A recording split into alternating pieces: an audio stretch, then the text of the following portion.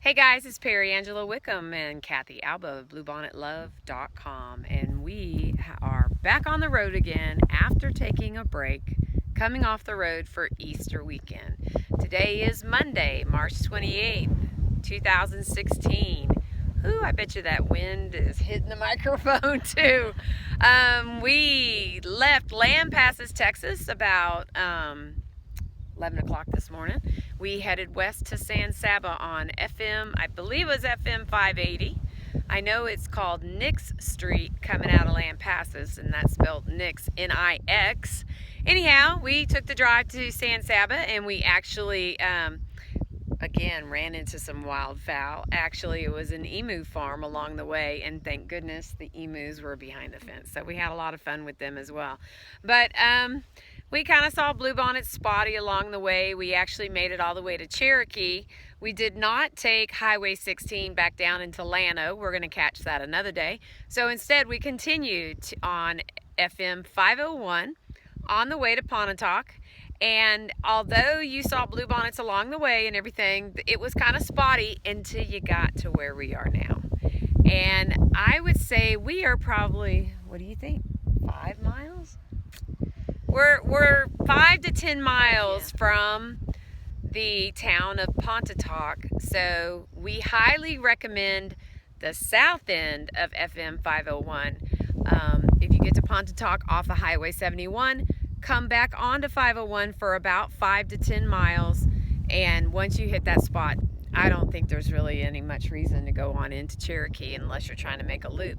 But what's really cool about this area is that it's not only the Texas bluebonnets, but we also have Indian paintbrushes. But the trick is, they're not the regular orange coral colored Indian paintbrushes. These are actually prairie paintbrushes, which I had never seen before until last year. You hadn't seen them yet either. Yeah. What's different about them is their flower is bigger and taller than the regular Indian paintbrush that we see more in the hill country, but they come in all these different variety colors of pink. There is fluorescent pink, heather pink, they come in coral. Have we seen any other colors? Kind of like did I already say dusty? Yeah, dusty pink. There's like kind of a little bit of a red one too. Kind of a fuchsia. But they're really beautiful. So what I'm going to do is I'm going to try to put the video camera down so you guys can see them. If you have never seen these flowers, we always see them on this road. So we do recommend Highway 501. I'll show those flowers at the end of the video. After that, we went to Pontotoc and we did take pictures of the ruin. I think you said it was a schoolhouse. I think it used to be a schoolhouse. Yeah, so we got in there, took pictures of the ruins and stuff. That's the one that's right at the intersection of 501 and Highway 71. Now, here's what happened. We headed north or west on Highway 71 like we were going to Fredonia, and we went to another ruin that is on the right-hand side just as you take the corner at FM 501 and Highway 71. You're going to head towards Fredonia.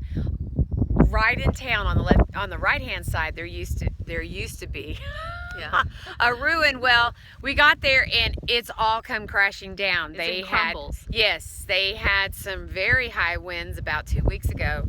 I talked with one of the locals. She said they had 95-mile-an-hour winds and it came down. And it's the one that's near the vineyard and the winery. That's the difference. So those of you who might know the Pontotoc area, that ruin has now come down. We did get some cool shots, though, of the bluebonnets up against the limestone blocks of stone. So, you know, it's still worth something to do, but it is no longer a standing building. Yeah. The old schoolhouse is, though, and then that structure that's a little bit further down 71 is still in existence as well. We then took Highway 71 either north or west, however you want to look at it. We started heading towards Fredonia. Oh, there was some really pretty spots there.